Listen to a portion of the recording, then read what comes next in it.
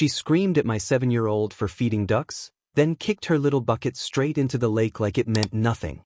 That single cruel act lit a fire in me, and it exposed secrets that would tear our entire HOA apart. On a quiet Wednesday morning, sunlight turned the lake glassy. My grandmother's carved dock plaque read, "Iris Hollow, 1127, and ducks circled the reeds softly." Elara, my 7-year-old, wore mismatched socks and hummed as she scattered stale bread under the willow's watch. I was 2 steps behind, coffee cooling in my palm, remembering Grandma Iris telling stories and her steady laugh. Then Mary Beth Crane appeared, heels cracking on gravel, face set like a judge, voice ready to deliver a sentence to a child, not adult. She accused Elara loudly, "disturbing wildlife," and stomped the small plastic bucket over our inherited lake. Elara's lower lip quivered, tears formed like dew. A neighbor whispered from their porch, but many watched silently. I felt fire under my ribs, a stupid, hot panic, fury tangled with shame today. Before I could move, Mary Beth kicked the bucket, water and crumbs arcing, ducks scattering, like someone rehearsed. Elara whispered, "Why did she do that?" And the sound of her small voice broke something for many years. Before we continue, please drop a like and comment below with your country and what time it is right now where you're watching. Whether it's sunrise in Australia, midnight in New York, afternoon in Canada, or evening in France, I want to know. Don't just sit back, tell me where in the world you are. Now, let's dive into the story.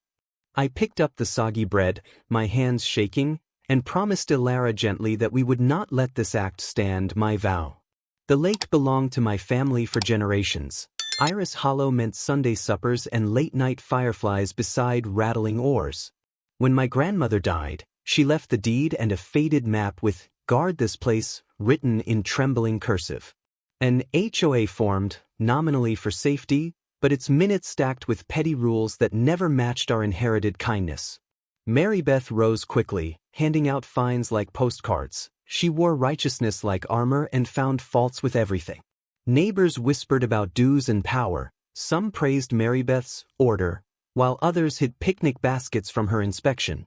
I thought rules should protect children, not punish them. The lake had fed generations, not rules and petty edicts. That morning's humiliation tasted like betrayal. Years of tolerance suddenly felt like cowardice I could no longer stomach. At dinner, Elara asked grandma stories. I lied gently, saying adults sometimes forget how to be kind. Late that night, I dug through Iris's boxes, searching for anything that tied our family to the lake and proved our right. Under faded letters, I found a signed photograph and a strange clause in the deed. My fingers trembled as I read. The deed said the land was for family use, community memories preserved, with a notation about rights retained by descendants. The clause was thin but clear. Public interference required documented cause. My jaw tightened against an old, rising fury. I began to ask neighbors what they'd seen. Mrs. Varela on Sycamore Avenue nodded, eyes full of fear and relief.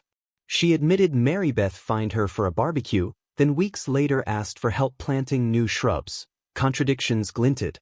At the next HOA meeting, Mary Beth read from bylaws with theatrical calm, her supporters clapping like they belonged in court. I stood and asked one question about the deed. Mary Beth's smile faltered and a hush crashed into the room. Her answer was smooth, evasive. She spoke of community standards, but couldn't cite specific harm from children feeding ducks. A man in a faded Chicago Cubs cap muttered he remembered Iris's picnics. Others shifted, avoiding direct support for me.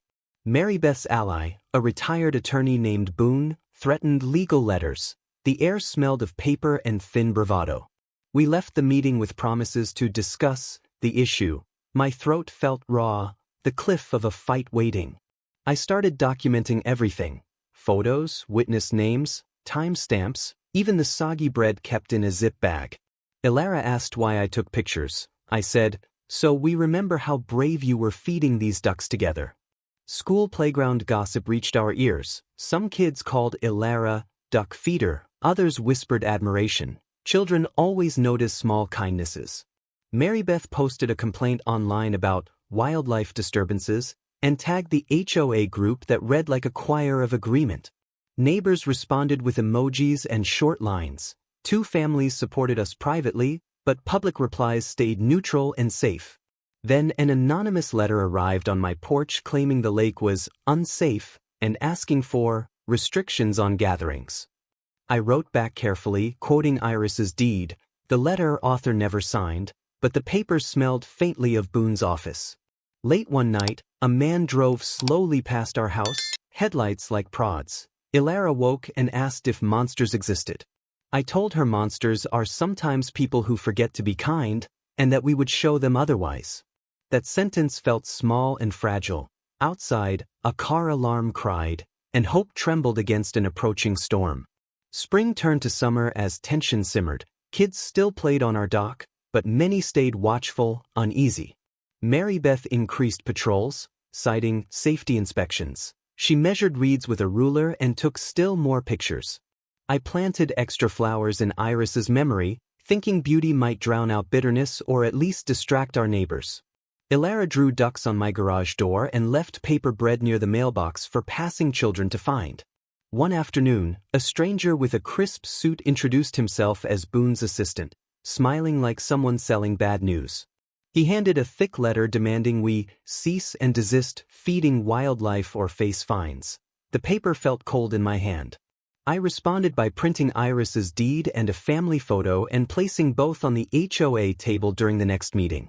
Mary Beth scoffed. She called my proof sentimental, then accused me of provocation for showing up my grandmother's legacy. A heated exchange followed, voices like storm-snap branches. Mrs. Varela finally stood, voice cracking as she defended our right. Her words landed like pebbles into still water. Some heads turned, and I felt a wary alliance begin to form. That night, someone scratched our mailbox with letters that read, "Keep quiet," and a small duck sticker torn in half. Ilara found it the next morning and pressed the ripped sticker to her chest, eyes hardened for a child. I took the vandalism photo to the police. The officer listened politely but lacked jurisdiction for neighborly disputes. Still, his report made an official paper trail, and Boone's assistant frowned when I presented it at the HOA office. A local reporter from the Ridge Gazette called, interested when she learned a family's lake inheritance clashed with HOA rules. I hesitated, fearing exposure, but Ilara tugged my sleeve and whispered, "Tell them the truth, Daddy." We met the reporter by the duck blind. Her questions were simple, honest. Her recorder clicked like cautious applause. The article published with our picture beneath the headline, Family vs. HOA, an old lake, new rules, stirring quiet outrage. Neighbors called, some angry at the attention, others grateful someone finally spoke. A small crowd gathered at our next picnic. Mary Beth's face in the paper looked pinched. She called for emergency measures and scheduled an extraordinary board meeting immediately. The emergency meeting swelled with neighbors. Some brought pies, others petitions. Tension tasted like coffee and cheap cologne. Mary Beth claimed the article misrepresented facts and demanded retraction. Her voice shook despite practiced control and staged outrage. I read Iris's deed aloud, line by line, watching faces as a slow hush settled across the room like dust. Boone interrupted with legal jargon and threats. His words landed like small knives but lacked moral weight. Then Mrs. Varela stood and produced an old photograph showing Iris helping children with fishing poles decades earlier. The photograph belonged to the community's memory. It made Mary Beth's accusations look absurd, mean-spirited, and hollow. Someone in the back began to clap. The clapping rippled and multiplied until Mary Beth's supporters looked stranded on a shrinking island. Boone demanded an adjournment, but the momentum had shifted. Neighbors began asking for restorative steps instead of punitive fines. Mary Beth's smile thinned. She left the meeting abruptly, slamming the HOA door with a sound like a defeat bell. As she left, a neighbor whispered she had seen Mary Beth's car at the county records office the week before, searching deeds. Rumors swelled. Mary Beth had tried to buy adjacent parcels, had sued former tenants, and once closed a children's fair for insurance reasons. I compiled these stories, not to destroy her, but to show a pattern of control that hurt community life. Ilara started a small petition with crayon signatures from neighborhood children. Adults laughed, then added names from memory and heart. Pressure mounted. The county began an inquiry after the Ridge Gazette followed up, asking why the HOA targeted a child feeding ducks. Mary Beth tried to charm a council member with cookies. The gesture looked thin and rehearsed when compared to the children's petition. At a public hearing, I spoke plainly. This lake carried our family. A child's tears shouldn't buy silence from adults. The council listened, scribbling notes. Cameras recorded Mary Beth's face when my voice shook but did not break. She accused me of playing the audience, but watched as neighbors recited small kindnesses she'd quashed over years. A councilman asked for time to review the deed and HOA records. Mary Beth's supporters dwindled, their certainty eroding like shoreline. At home that night, Ilara hugged me and breathed, "We did it, Daddy," but I felt the real fight yet to come. Weeks passed. The county's letter arrived. A formal review of HOA actions and a request to preserve the lake's documented uses. Mary Beth responded with fury, filing countersuits and threatening to escalate. Her moves felt like someone swinging wildly in panic. Boone sent letters full of legal threats and deadlines. The language was loud but thin when my grandmother's deed was present. I prepared for court, gathering testimony, old ledgers, and neighbors willing to swear Iris's intent for her land's use. On the morning of the hearing, Ilara wore a ribbon in her hair, smiling like sunshine wrapped in resilience and stubborn grace. Mary Beth entered the courtroom like a woman in armor, but armor creaks and wears thin under public scrutiny and truth. The judge read deeds, listened to memories, watched Mary Beth flounder when asked direct questions about previous community standards, enforcement. When the ruling favored our family and condemned arbitrary HOA retaliation, the courtroom exhaled like a long-held breath finally freed. Mary Beth stood pale as a painting, refusing to shake hands. Her supporters slipped away, murmuring that power had costs they hadn't imagined. Outside, neighbors hugged, children squealed, and Ilara cried, not from shame now, but because her tears had ignited a long-awaited reckoning. A year later, the lake glimmered the same, but people gathered differently, smiles replacing guarded glances around picnic blankets. Mary Beth moved away soon after, selling a faded mailbox to a young couple who planted sunflowers and laughter. The HOA reformed its bylaws, placing protections for family heritage and banning vindictive fines. The board now answered to clearer conscience. I organized a small annual festival in Iris's name, with handmade bread for ducks and a banner reading, "Remember kindness always." Ilara grew bolder, leading a children's choir that sang silly songs to the ducks and to anyone who would listen. Neighbors who once stayed silent now volunteered for cleanups, potlucks, and puppet shows by the gazebo. Healing took visible shape. Mary Beth's absence left a strange hush where gossip once lived. Replacement leaders learned quickly that power here was shared. At the festival, a woman approached and said softly, "Your fight reminded me what we almost lost."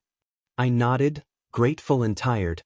Iris's photograph hung by the dock, newly framed. Ilara placed a single flower beside it, her hand steady as she smiled. That evening, as the sun sank over Iris Hollow, I told Ilara the whole story and she laughed, her tears now a seed of strength.